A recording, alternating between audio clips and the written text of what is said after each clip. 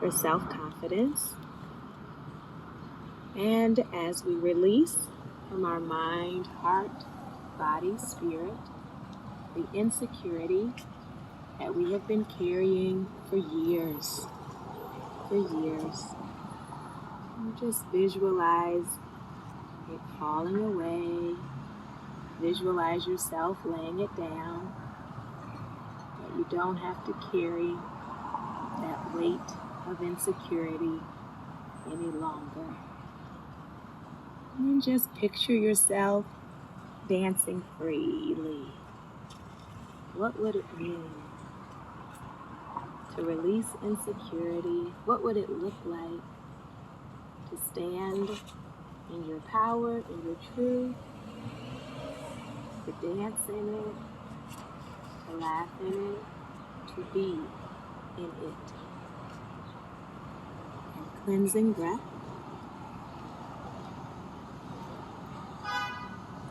All right, so let's think about where this insecurity came from. And for many of us, it came from critical voices. So I want you to begin to reflect on what were the critiques that you heard before the age of 10. Because the insecurity you have didn't start last week. It is something that new experiences can build on, but they did not create it. And so what were those early experiences of shame, those early messages that you were not good enough, or smart enough, or cute enough, or talented enough? Who were those critical voices? Were they strangers? Were they peers? Were they teachers? Was it your family? Often our greatest roadblock to self-confidence is people with our same last name. So being mindful that the critique didn't start with me. But not only did we have those early childhood experiences that created insecurity, but then even as we got older, we started to see how people respond to us. And that can be at work, if you were overlooked or dismissed or not accepted. That can be socially, if you were rejected or mistreated, mishandled. If there were dreams you have that you were talked out of. Who told you that that wasn't for you? Who told you that that was too much? You were being too much. Who told you to try to play it safe? And so all of those roots of insecurity affect us. They make us critical of ourselves. And so what has happened oftentimes, you don't even talk to those people anymore or don't talk to them much, but you have recorded the script. So now you don't even need them to say it. We say it to ourselves. We dismiss ourselves. We look in the mirror or don't look in the mirror and say negative things about our own features, about our own body. We say things to discount our dreams, our gifts, our possibilities. So we have internalized that critical voice.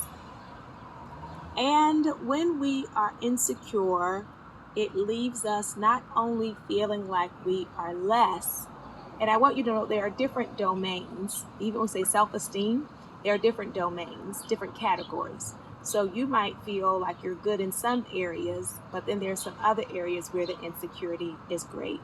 So oftentimes when I'm working with people, those people who have a lot of defense mechanisms, they'll say, oh, I love myself. Oh no, Dr. Thema, that's not me. I love me. And that's interesting because often our behavior doesn't match that script, right? We say we love ourselves, but if I loved me, would I be doing some of the things that I'm doing? If I was confident in me, would I be doing some of the things that I'm doing? And so for those of us who are quick to go to that script of I'm not insecure, I'm fabulous, I invite you to dig a little deeper, because there may be areas in which you do feel fabulous, but there are different domains, right? And so we all have areas where we feel less confident than others. Insecurity also leaves us in a place where we're always needing approval, right? Because we don't know within ourselves. So we're looking for people to validate, to celebrate, to recognize, to name us, because we don't feel it. And so often when we are operating from that vantage point, it's never going to be enough, because then we even second guess it, right? I have clients who can't accept compliments. Even if somebody tells them, oh, you look nice today, their response is like, what are you trying to say? Or what did you mean by that? We are hungry for it, but we can't receive it, right? Even if someone was interested in you, you couldn't really believe it, right? You would doubt it or wonder, like, what's their agenda? Or what are they trying to get from me? Because I don't see anything noteworthy about myself. So why are you giving me this attention? So that need for approval, which can also lead to our people pleasing. When I am constantly trying to make people happy and I need people to like me, I was talking to another psychologist about this earlier today, that as a mental health professional, you can't get stuck in that people pleasing, because people will always be pulling at you. So you have to have the ability to set a boundary and be fine with the fact that some people won't like it, right? And social media, I get messages all the time in my inbox of people wanting me all times of day or night to respond and guide them. And that is not how I'm living my life, right? So I do this work, and I also have balance, right? And I am not on all the time. So some of us have been living on stage even with your friends and family, where I gotta always be on, I gotta always be happy, I gotta always give what they need. So I invite you to take off your Superwoman cape. I invite you to take off your mask. I invite you to go sit down somewhere, as our grandmothers would say. Go sit down somewhere and releasing the people pleasing. Another piece which in modern times is creating this or adding to our insecurity is our constant comparison. And we see this especially with social media, right? So we're needing to present in a certain way. We need pictures to look in a certain way. We need people to think a certain thing about us. And when what we are presenting is so far from our authentic truth, it ends up creating more shame. It ends up creating more insecurity, because now I have to lie in order to gain your approval. Yeah? So the insecurity is often also when we center the aspects of ourselves that we're still working on. So all of us are a work in progress, but we have to be mindful that sometimes the things that we are unhappy with, or our growth areas, we make that the sum total of our identities, which keeps us insecure. So as we consider healing our insecurity and moving towards self-confidence and self-love, it is about coming to terms with the parts of myself that I have not approved of, the parts of myself that I have judged harshly. Now, those judgments may be I inherited them from other people, or I may have created that myself, but I make a decision to look at myself with compassion.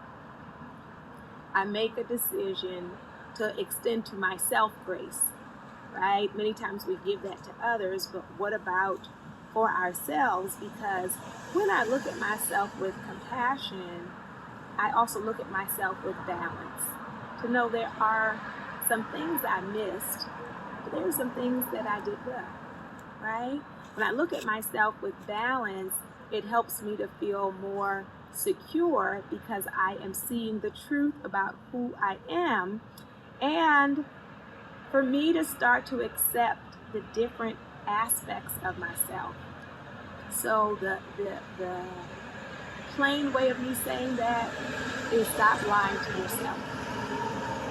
Because when I lie to me about me, it gets me that much further away from coming home to myself. So I have to accept the fact that I procrastinate. I have to accept the stuff that I do that's out of order so that I can have my real confidence and my love. See, my love for myself is not dependent on perfectionism, right? Can I love me even when I don't always get it right? Can I love me even when I know, oh, I could have done that better? Can I love me in my present condition? We say this in terms of loving other people, but do I love me for me? So not once I meet somebody, not once I make all this money, not once I lose this weight, but right now, today, in the condition I am in, I love myself for me, right? I love myself some me. And why would you love yourself? Because you're lovable. That's why. That's why, because you're worthy of love, right? You are worthy of it. So I begin to practice self-approval and self-love and self-acceptance. So when I feel that judgment, that critic rising up in me, I don't let her have the last say, right? When I hear that judgment, I feel that judgment rising up against me, I check myself, right? You know, before I turn away from myself with like, I can't believe this or that. No. I check myself and I challenge that and say, yes, I am imperfect and I'm growing. Yes, I am imperfect and I love me and I understand me. And as we said last time, I forgive me. Yes. So forgiving myself, accepting myself, loving myself, here it is, without comparison. And a lot of our comparison and judgment leads us to these false timelines. So I want to heal you on today from the mindset, from the mentality that you're late. I want you to know you are right on time. I want you to know you didn't miss it. You didn't miss your window. You did not miss your door. You did not miss your destiny. You did not miss your purpose. It's yours. Wherever you go, you carry it. And so you are not too late. Everything that you think was a detour was a part of your destiny and your preparation. And so you can release yourself from the guilt and shame of who you could have been. Because who you are and who you are manifesting now is more than enough. You are enough. You are enough. You are enough. And so I don't compare myself to where I thought I was supposed to be at this age. I don't compare myself to where other people are. That I celebrate me for where I am right now. Because I didn't start where everybody else started. They didn't have the same baggage that I had to carry. And I don't know the reality of their story. Often you're comparing yourself to people and all you see is the surface. You don't even really know their lives. So take your eyes off their lane and get in your lane. Get in your lane, because guess what? You're not even going where they're going. You know, these people you're comparing yourself to, that's not even your plan. That's not even it. So bless them, celebrate them, and then get your eyes on your lane. You know, we had that, the eyes on the prize. Keep your eyes on the prize.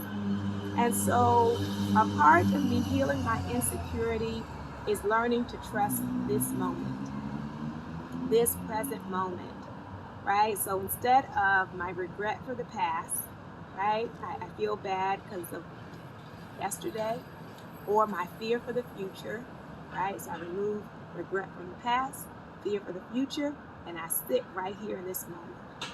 And this present moment is what counts. And what happens in this moment is I'm showing up for me. And that's amazing.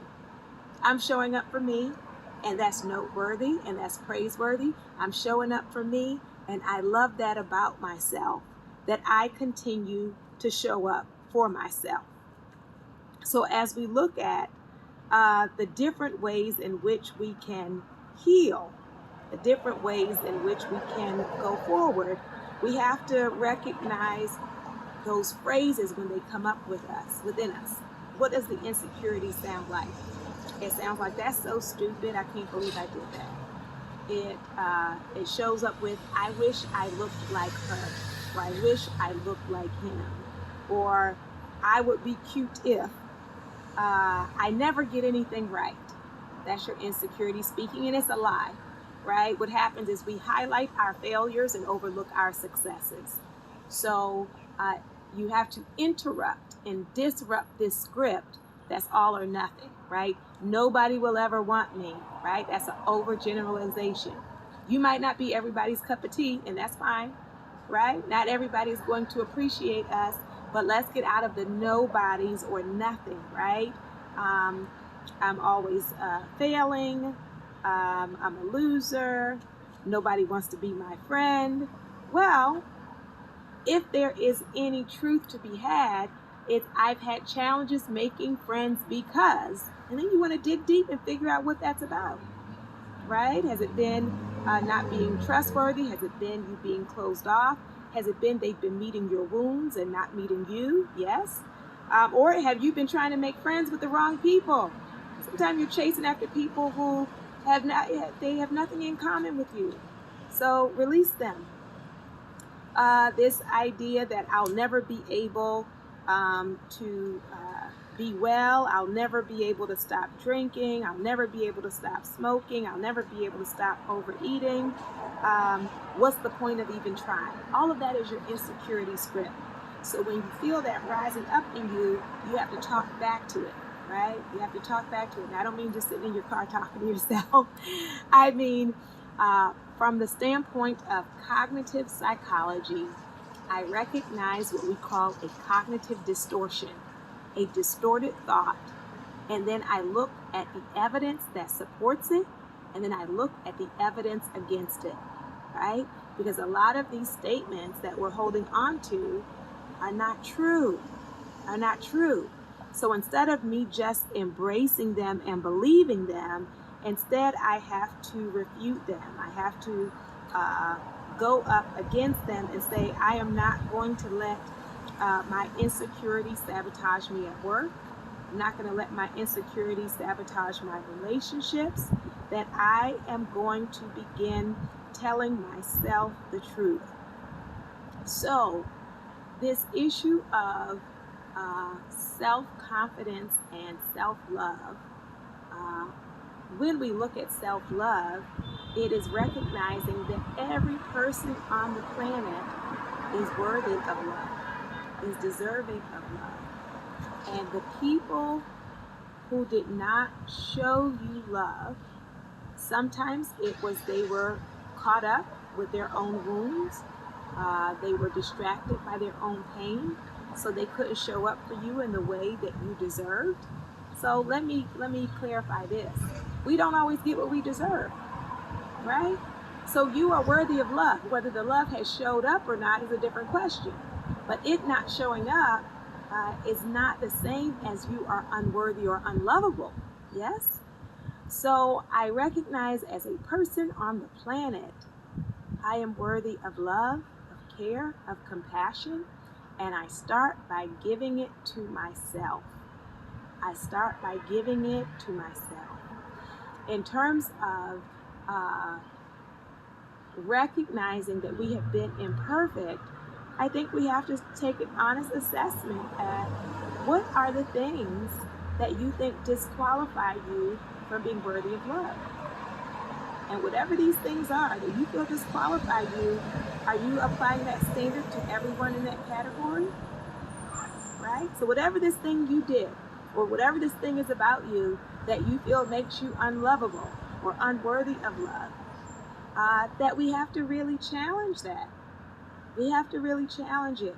Whether it's people who look the way that I look, or people who have dealt with addiction, or people who have messed up in the past, whatever it is, you are not disqualified. You are not beyond the reach of love, starting with the love of yourself. And I would say even before the love of yourself is love from the Creator. And so sometimes it is about me needing to see myself through the eyes of the Creator. Because I may be seeing myself with a lot of judgment and shame, but the one who knows all and knows me and knows everything sees me and says, "You are my beloved." Yes, you are my beloved. So we have sacred love and we have self-love. And then building your self-confidence, I would say thinking about what you're good at, right? Our confidence, it's not that I'm going to have confidence about things I don't know, right? If someone wanted me to explain to you some engineering concept, I'm going to be very insecure and I probably will say nothing, or it's going to be a mess, right? So this is not blind confidence. It's confidence based on who you are and what you can do. So who you are, I am just confident in myself as a being on the planet. I am confident because I am a sacred being. And I also am confident in some particular gifts or knowledge that I have. And some of that knowledge may be from lived experience. Just by virtue of you living your life, you know some things some other people don't know. You know how to survive in some ways that people who have not faced your circumstance, they never had to figure it out. I'll never forget, I was doing a women's group in South LA, and one of the sisters in the group, she could not believe it because I mentioned Coinstar and putting your little money in so you can get your dollar bills out. And she said, "Dr. Thema, you know about Coinstar?" I said, "Oh, absolutely." And so there are some things that we have had to navigate or figure out to survive. There's knowledge that you have. And often the things that we know or the things we can do are the things we take for granted. We always want what other people have. Like, "Oh, I wish I could sing like her. I wish I could dress like her." It's like the stuff that you carry, you take for granted. You don't even know that's a skill. So for me to do a real assessment of myself, what are my skills? What am I good at? What are the things that I don't even necessarily have to work that hard at? It is within me. Or also, what are the things I have worked hard at? And I want to acknowledge myself that I have put effort into learning this particular skill. And so building my confidence, and here it is, also being confident enough to fail. Being confident enough to fail. That means I know even if I don't get it right, that doesn't make me less of a person. So I'm willing to try. When I was doing my Masters of Divinity program, we had to take Hebrew and Greek. And there was a guy in one of the classes, and he got really angry because the teacher was teaching by immersion, which just means we walked in the class, we don't know anything, and the teacher's just speaking another language, right? And then the teacher will point to you and ask you something, and clearly you don't really know because we're just learning. But this student couldn't tolerate not knowing, and so he would storm out of the class. He couldn't sit with what he interpreted to be humiliation, but it was just being comfortable being a beginner, right? If I am insecure, I don't even want to try because I'm afraid I fail, and that if I fail, that means I am unworthy. But the reality is, when I am confident, I'm willing to try, not because I think everything I try I'm going to be amazing at, but even the things I don't do well, it's okay. It's okay. I'm still me, and I'm still good, right? So some things I will thrive in, some things not so much, but I'm still good with me. So giving myself permission to step into unfamiliar territories, to not assume everyone is always out to make a fool of me, right? Because that will eliminate us from a lot of opportunities. But I want to dare to show up in new spaces and even to declare, I don't know anything about this, but I'm excited to learn, right? To have the confidence to do that, that is healing and that is freedom.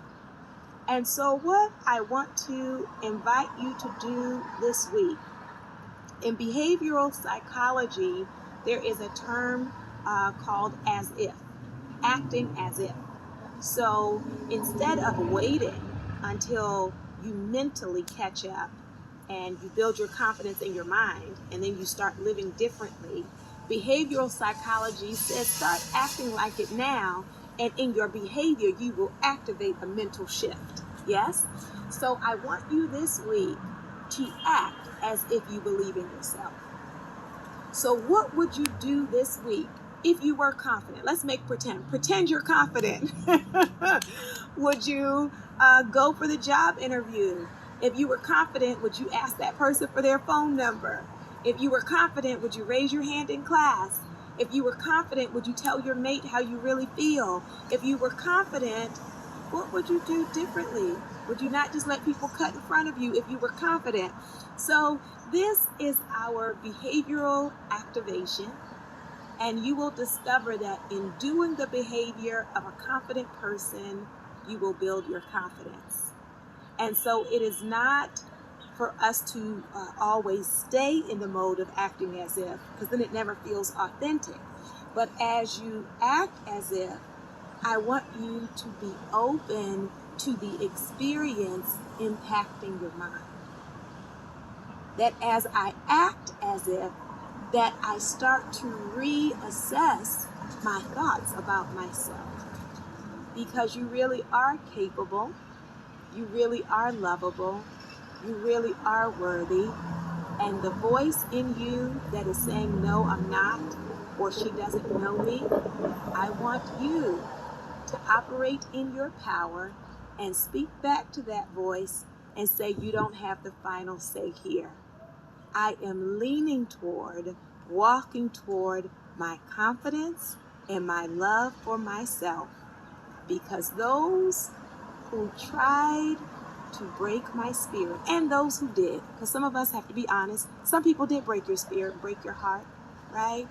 But those who tried to break me or who did break me, that I do not want to remain in those broken pieces.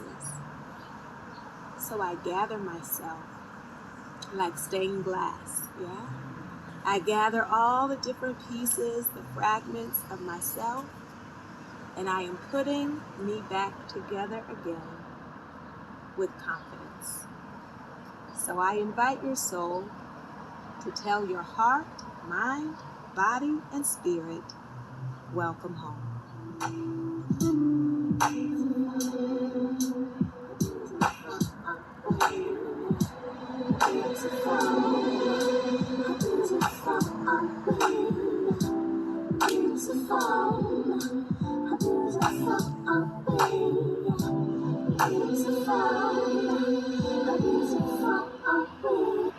Or the penetration, or the grab, or the